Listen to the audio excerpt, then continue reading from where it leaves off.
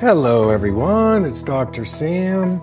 I'd like to welcome you to my EyeClarity Podcast. This is a show that offers cutting-edge information on how to improve your vision and overall wellness through holistic methods. I so appreciate you spending part of your day with me. If you have questions, you can send them to hello@drsambyrne.com. Now, to the latest EyeClarity episode.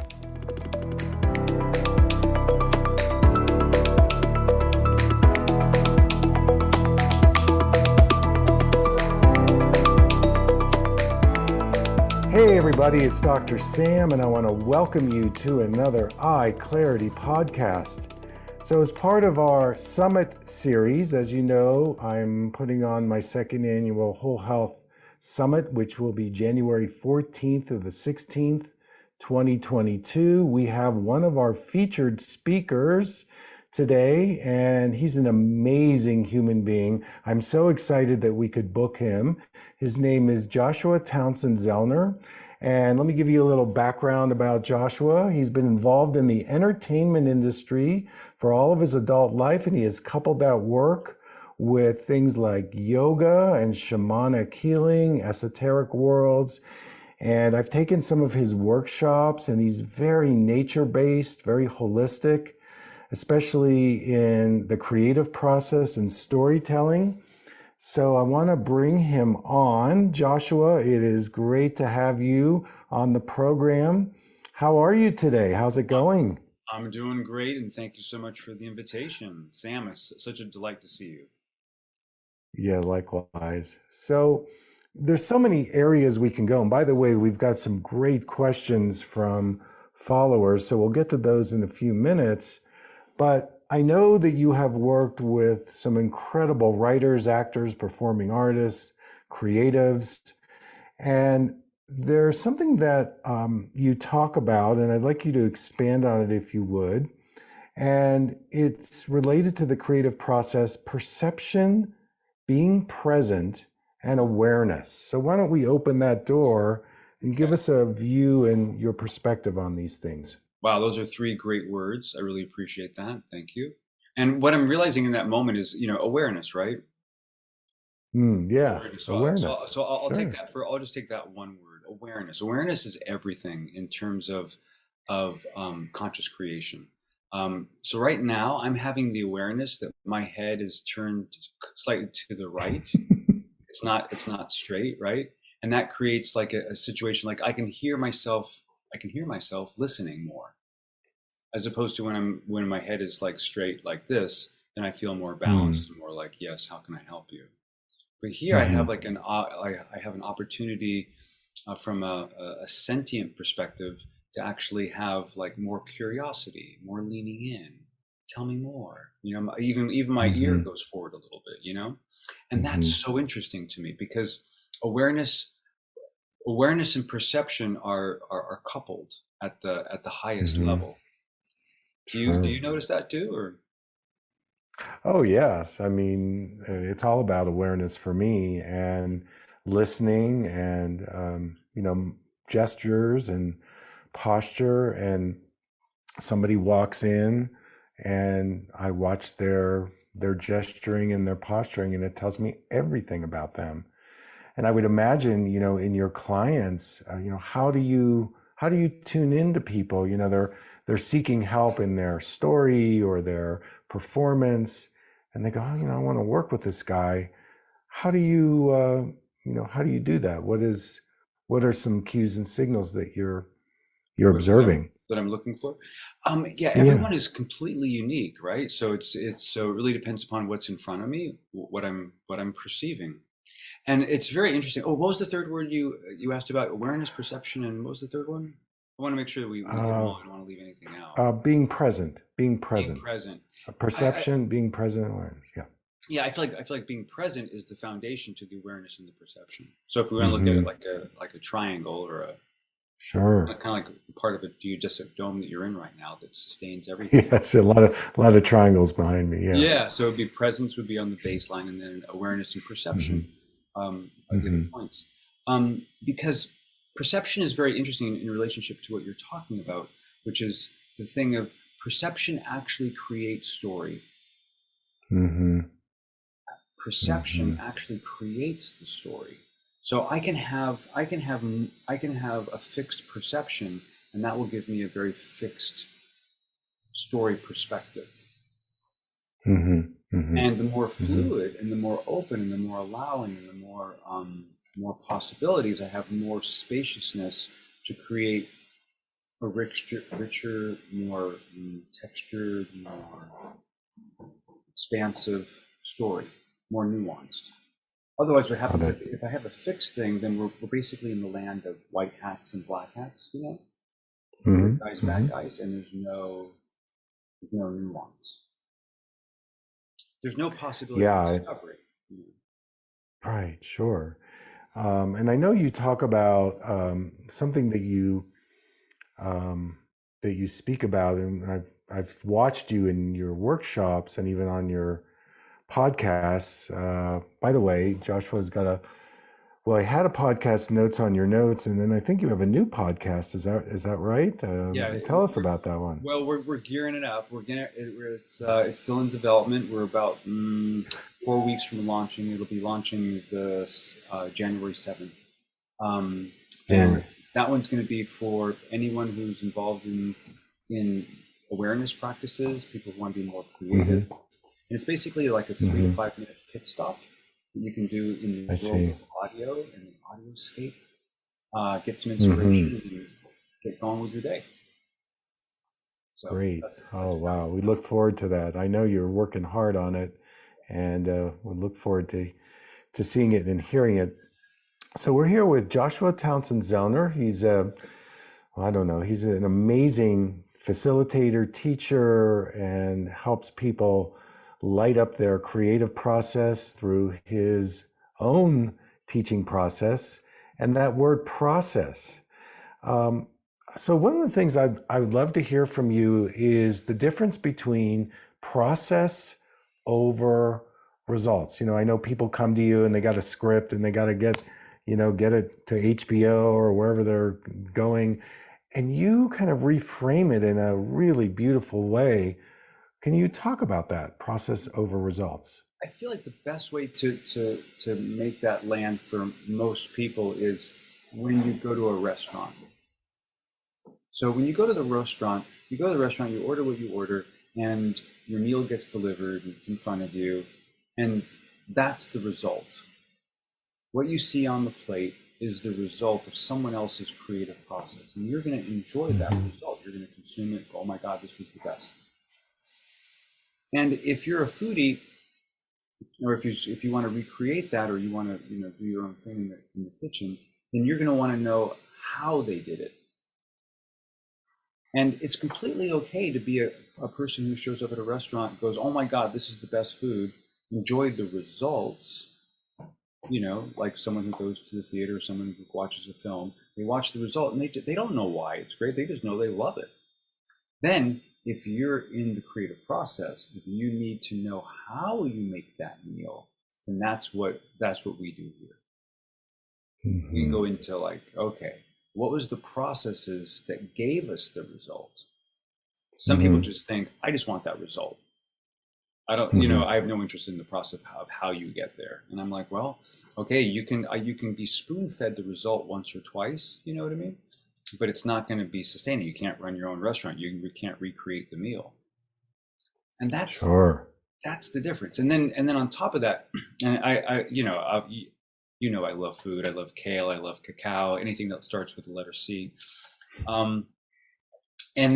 So what happens is like, if you were to give someone who had made 1,000 kale salads, 5 ingredients, they could make an amazing kale salad. And if someone had never tasted a kale salad, didn't know what a kale salad was, and you gave them the same 5 ingredients, it wouldn't come out the same, because that first person has curated a process of making that salad, and in that is all the difference.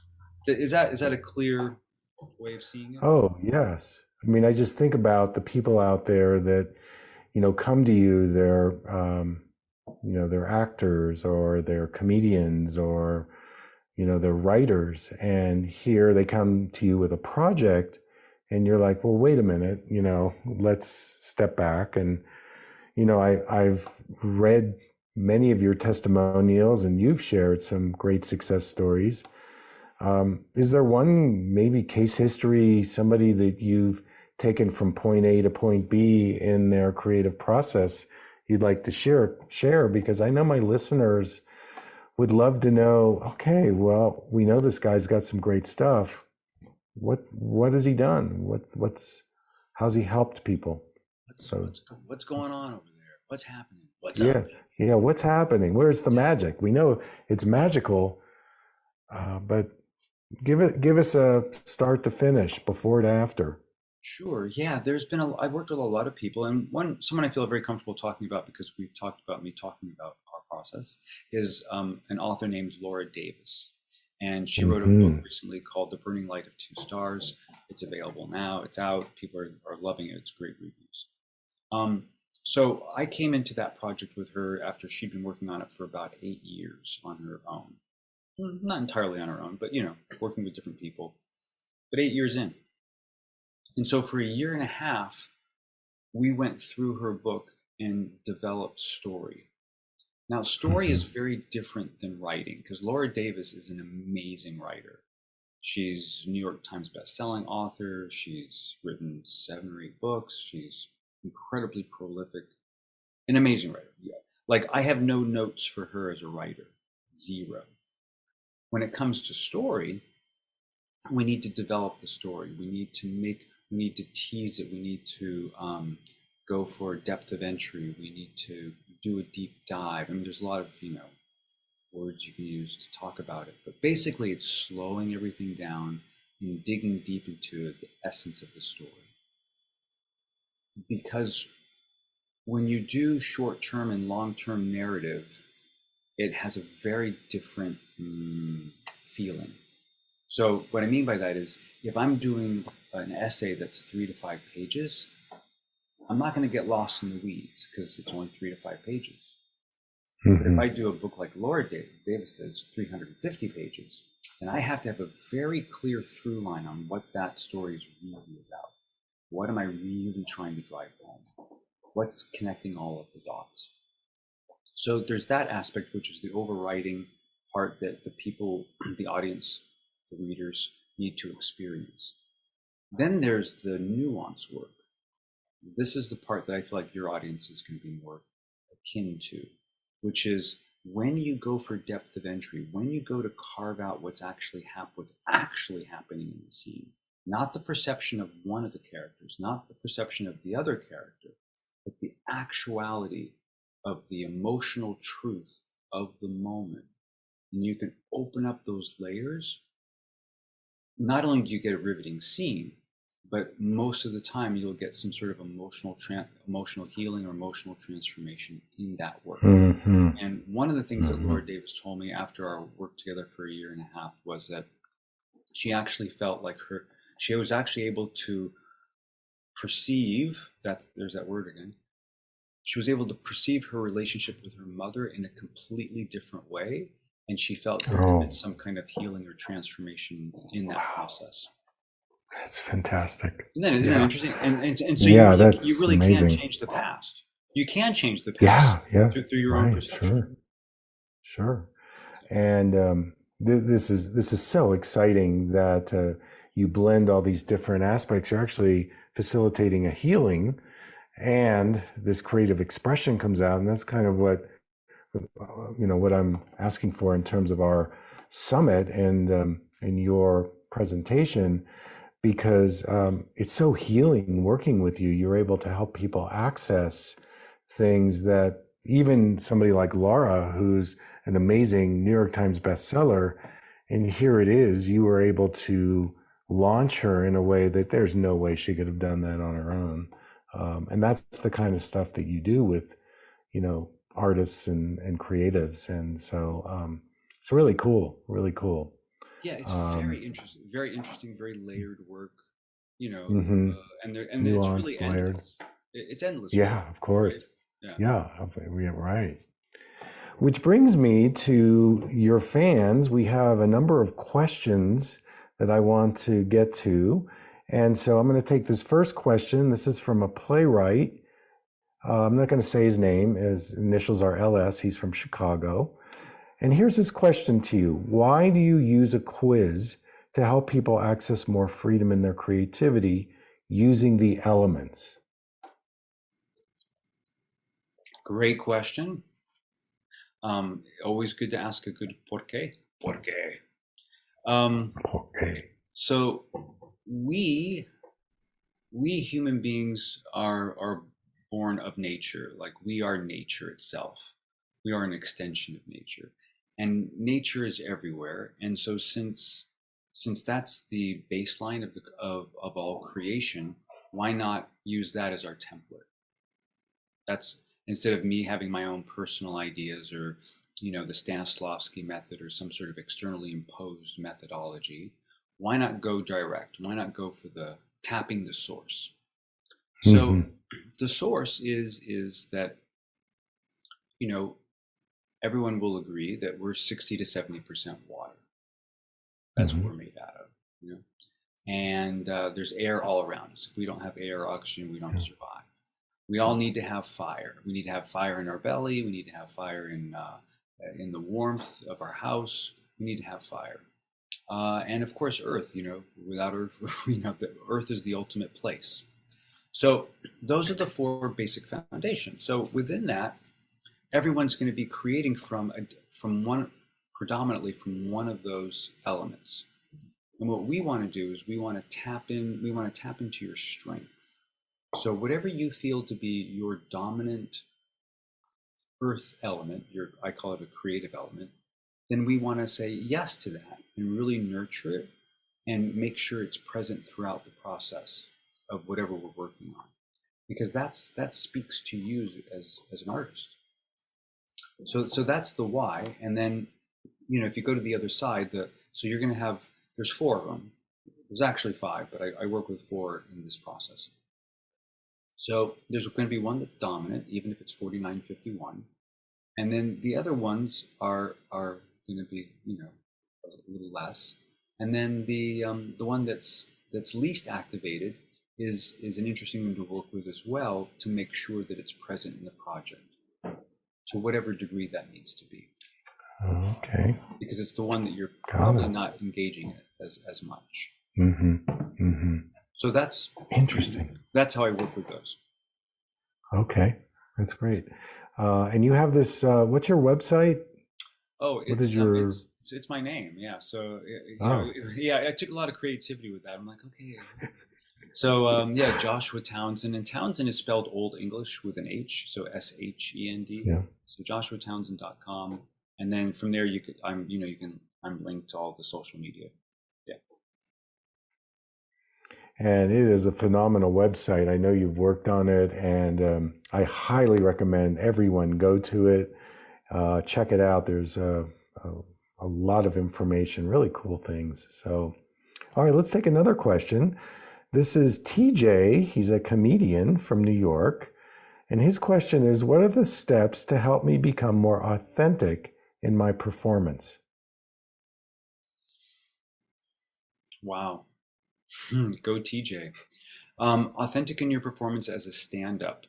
One of the things that you're going to notice is the people that you resonate with the most in terms of stand-ups are people that you self-identify as being real. Gone are the days. I'm not sure that's 100%, but most of the people that do shtick, like Take My Wife Please, the Henny Youngmans, the people that used to just do one-liners, it's not as popular anymore. And the reason why is because we, as culturally, are hungry for authenticity, for real points of view, to bring in the truth. And the court jester, going back in history, the court jester was always the person in the court of the king that could tell the truth, but it's always veiled through humor. And you see that in Shakespeare plays, and you see that throughout history. And you even see it in the silent movies where Charlie Chaplin or someone like that could tell the truth, the emotional truth of the moment, he wouldn't get killed, or like with a policeman, but a regular person would have. Anyway, so authenticity. So it's so important to be authentic. It's so important. What was the word he used? What word did TJ use? Authentic in his performance. What are the steps to become more authentic? What are the what are the steps? So if you want to be authentic to yourself and you want to break it down into steps, then what you would need to do is the first question is, who am I? Who am I? Mm-hmm. Who am I really? And bringing that forward. So it's not like you're trying to imitate another kind of comedian. You're really being authentic to who you are, your background, your point of view, your thoughts and feelings, because comedy is very personal in that way. And you're going to want to double down on that, and then getting clear on what do I want? Because what do I want as a human being? What do I want as a human being maps to who you are and your audience. So if I'm telling jokes about, if I'm telling jokes as a 20-year-old about going out on first dates, that's going to be authentic, right? What do I want? But if I'm a 50-year-old talking about going out on first dates, that's like insane. It's like, well, wait a minute, you're 50. How can you be going out on first dates? It doesn't track. So sure, it needs to be connected to the state of who am I, the I am state, and connected to what do you want. And the last one is developing your own unique point of view. Now, everyone has thoughts and feelings. Everyone has thoughts and feelings. But what you want to do is you want to be able to identify your point of view, and then make it into statements that give a sense of conflict. Like I love. Let's see. I love girls, but I hate going out on dates. That inherently is a conflict. So, and you want to look for conflict because conflict is at the root of comedy. Wow, that's fabulous. All right, let's take another question. This is from BK. She's a nonfiction writer, lives in Seattle. I just published my memoir, and my book agent wants me to read this book on Audible, and I'm really scared to do it. How do I come across the best way in terms of reading it? Okay, so the first thing is, she's from Seattle, right? So the first thing is to go to one of those places they have up there and get a really good cup of hot chocolate.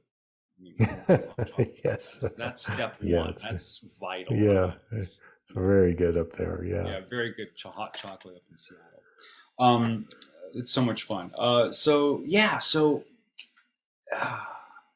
First of all, she's absolutely right. If you're gonna write your own book on any level, you got to turn it into an Audible book. There's no question about that, and there's no question that people want to hear the author's voice.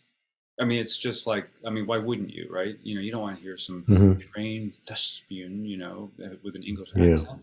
You want to, again, it goes back to authenticity. You want to, and also the person who wrote it has a very intimate relationship with those words, and that has both a plus and a minus. So, but overall, ultimately, if you can work with it, it is a plus.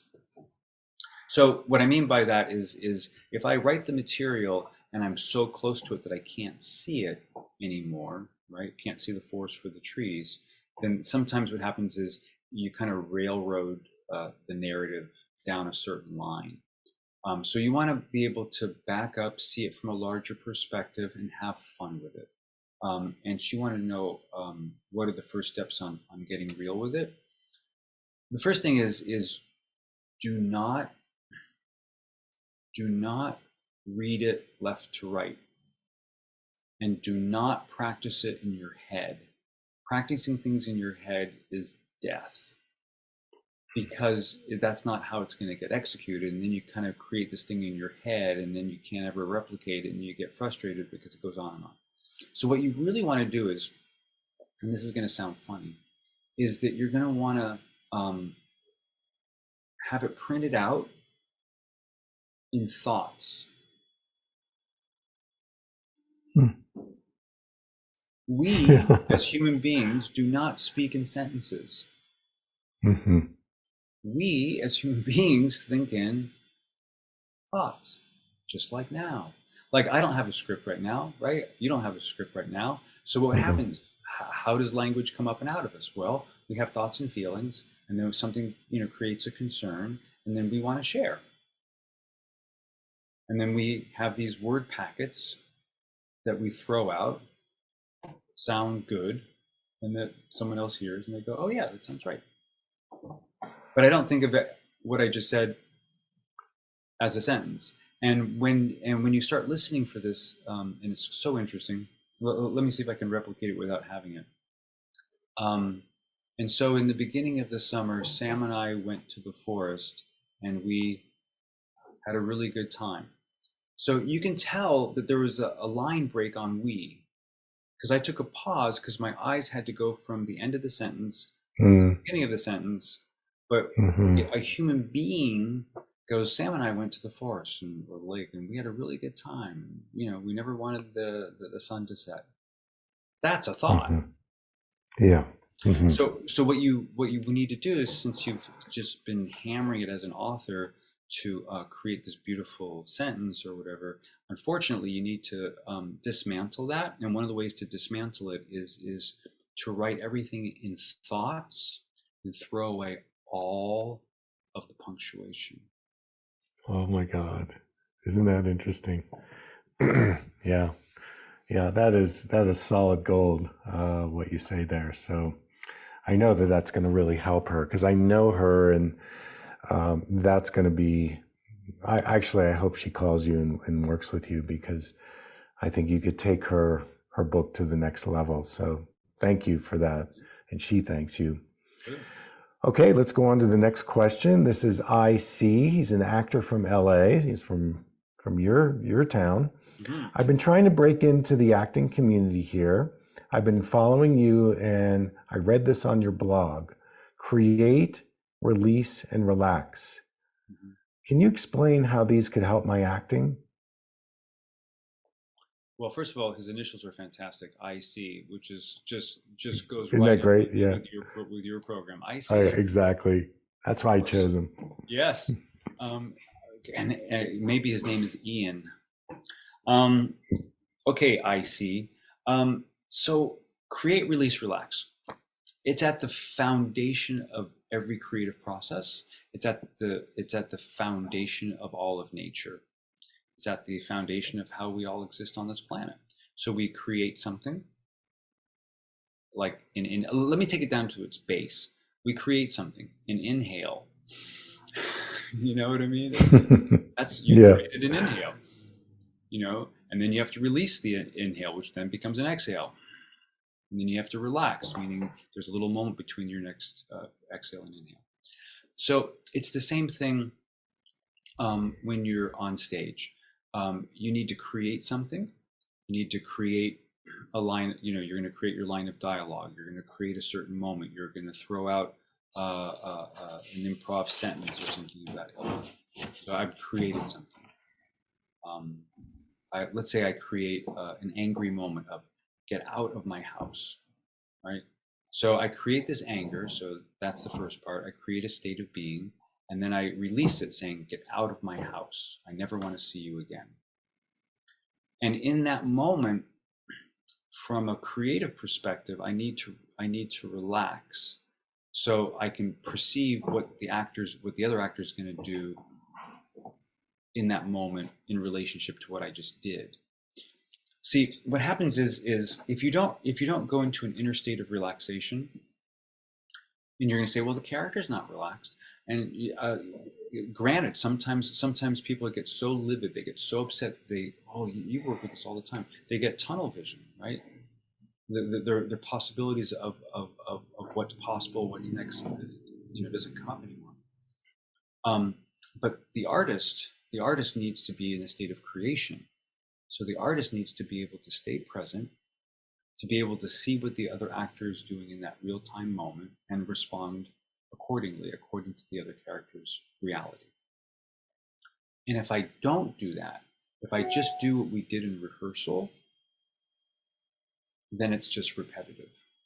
It's just like the other person's not listening, you're not listening, the other person's not listening. It just goes down this really weird place. And then you're like, well, they weren't really listening to each other. Well, I don't understand why this happened, because the engagement broke. So and then I have to go back to creating something, releasing and relaxing. So it's at the foundation of it. It's a very nuanced thing to use in performance, and yet it's vital. And then you can also look at it like, and this is where actors need to do it a lot.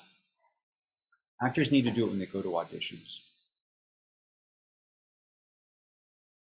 When I go to an audition, I create it, I release it to the room, and when I leave that room, it's like, vaya con Dios, buenas noches, have a great day, and truly let it go. That's a great place to practice, create, release, relax. Well, I hope he calls you, because I think there's a lot you could help him with, and he's local, so yeah, he's local. I'll encourage that. Yeah. So we're here with Joshua Townshend-Zellner. He's one of our featured speakers at my upcoming Holistic Health Summit. And we have one last question. This is from DS. He's a filmmaker. He actually lives in Hawaii. And he says, I'm thinking about doing some sessions with you. I know I need to bring my body into my writing. What would be one exercise or practice you would recommend for me to start doing this more? My body. Yes, my body lies over the ocean. So, yeah, he's on the other land of Hawaii. So, state of being is the first thing that comes up, because the state of being lives in our body. And so, engaging a specific state of being. And what I mean by a state of being is how the character thinks and feels, and let it permeate the entire body. And then always create from that perspective. Always create when you're in a state of being. Don't just sit down and write. Don't just sit down and rehearse your lines. That will do little to nothing for you. It's akin to basically what we were trained to do growing up in grade school. And how much do you remember of anything of import from grade school? You know what I mean? It's just hammering. Yeah. What was that? What was that thought, Sam? Well, that thought is that it just stays like a mental exercise or something that's rote. And, in the creative, for me, I've never accessed, if I'm shooting a video blog, I got to do a body-centered practice for a while, and then something clicks. And that's why I put this question in, because, this guy is a filmmaker. That's what he does for a living. And now he's talking about his body, which is interesting. It's vital. It's vital as a filmmaker, because what you're capturing on film is a sensation. It's a feeling. Filmmakers live in the land of images and impressions, sights and sounds, which is, it's different than a writer. We all live in different worlds. Some people are visual artists, some people are sculpt words, some people sculpt clay. But what I was interested in, Sam, was this intersection between healing and creativity. Because I feel like that's I feel like, well, definitely definitely in the medical allopathic medical world, there's no creativity. It's like, here are these rules, follow these 3 things, and call me in the morning, right, or next week or next month, and don't forget to bill insurance. But it's very much systematized. and to bring in this thing of creativity as a part of your healing process. Wow. Because I know you're down that road. What's your feeling about that? Well, it's an alchemical process, and there is a level of uncertainty or unknown.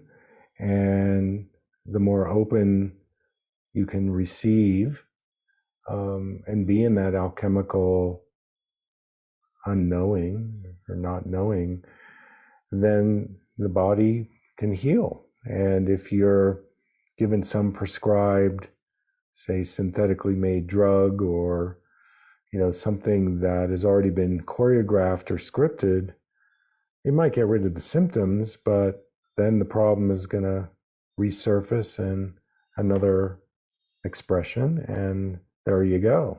But as a money-making model, allopathic medicine, it's a great model. Oh, my glasses don't work anymore. Yeah, we'll come back and we'll make them stronger. I get to sell you another pair. And, so it's a great business model for the CPA. But for what we're talking about, which is growth and expansion and transformation and transcendence, I think that the creativity piece, and I've seen how you have brought that in through your different practices, nature-based, and some of the other things, the shamanic practices and body-centered things that you offer. So it's why it's in some ways it's a parallel universe. We're really doing the same thing, but we're just maybe naming it differently. And I want people to be exposed to you, because I don't even think they're thinking about that. And most people are wounded in their creativity. I had a lady that she said to me, I got a D in art in first grade. I was like, what? How do you give a first grader a D? And here she's 55 years old, and she's walking around with that D on her report card still. So I'm going to be sending her to you.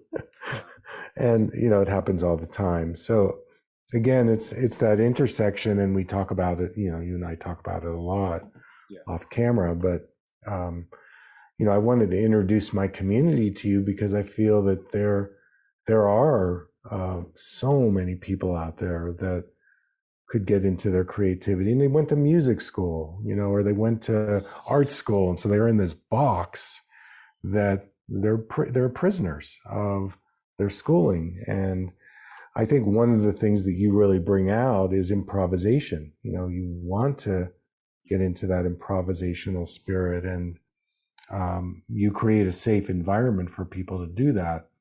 So it's why I brought you on, and I feel you have this of many other things, but this is one thing that you have to offer. So there you go. Thank you. Well, first of all, for that lady, I would say I would have given her a D+. So yeah, there you go. Yeah, there you go. I would have given her a D. No, but that is the problem. That is the essential problem, is that you bring in something that's the creative arts, and you're introduced to it most of the time in school. And because you're in school, you have to be graded, which is now a result, which you've actually taken away, which is full circle in our conversation today. You've taken away the process, because now people are not interested in the process. They're interested in what grade they got. She doesn't remember how much art she created that year. She only remembers the D. And it's insanity. The other thing that you brought up that really gets me excited is you said that doctors give prescriptions, right? Right? And part of prescriptions is a script. Yes, right. Because you talked about a script. It's like, you have to be on script, right? And that's actually, you're absolutely right. The script gives you the hard form that you cannot break out of. And we culturally speaking, we as artists, as humanitarians, we need to be able to, I call it I call it something, but you want to be able to break the glass of the moment. That's what I call it. It's the glass of the moment, which is the pre-prescribed way it should go. And I also say, make it go another way. Like, make your life go another way. Make your interaction with the person on the other side of the counter go another way. Don't let it go down the way it always, I was here yesterday and I didn't get a refund and you know what I mean? It's like, make it go another way. Like, wow, you have such a great smile. Can you process this for me? Thanks. Yeah. Another way, break the script, which is part of your thing, which is the prescription, which I love. Yes. Well, we are coming down to the end of our show today. So, Joshua, how can people connect with you? How can they find your amazing content and start working with you? Yeah, so it all starts with joshuatownsend.com, Townsend with an H. There is a free quiz on the website that you can tap into a little more about your creativity, find out which creative element you are, which of the four, and it's self-diagnosed. And if you don't agree with it, you can always take the test again because it's free. It's a quiz. It's free. It's fun. And then, it's really about conscious creation, right, Sam? I mean, that's what we're here to do. We're here to consciously create our lives, our art, our projects, whatever it is. And so don't, start by, contacting me, of course, immediately, but start right away. It's like, start becoming more aware of your thoughts and your feelings, your state of being, making sure that you're tapping into your own creative state of being that you want to create from. And get off this, it's almost like a junkie. We're all addicted to the linear line. You know what I mean? And get off the line. It's like people talk about lines of Coke. Lines of Coke are addictive, yes, but so is having a prescribed life that you're so habitually addicted to that you cannot not do. Check that out. Like, what behaviors can you not do? What behaviors are you so locked into, or point of view, how you think and feel, that you're so locked into, that you're so invested in, that you're not willing to give it up, even though it's hurting you? And we all have those.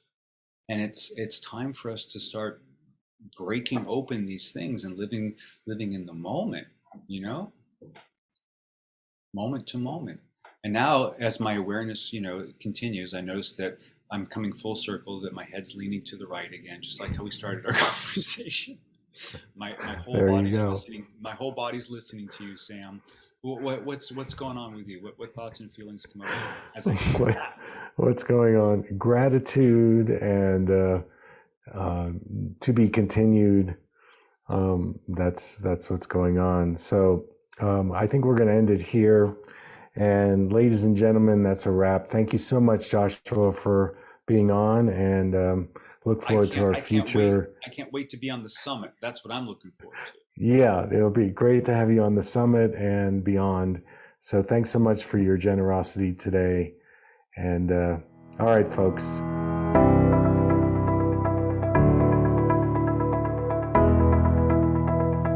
Thank you for listening. I hope you learned something from the EyeClarity Podcast show today. If you enjoyed the episode, make sure to subscribe on iTunes or Spotify and leave a review. See you here next time.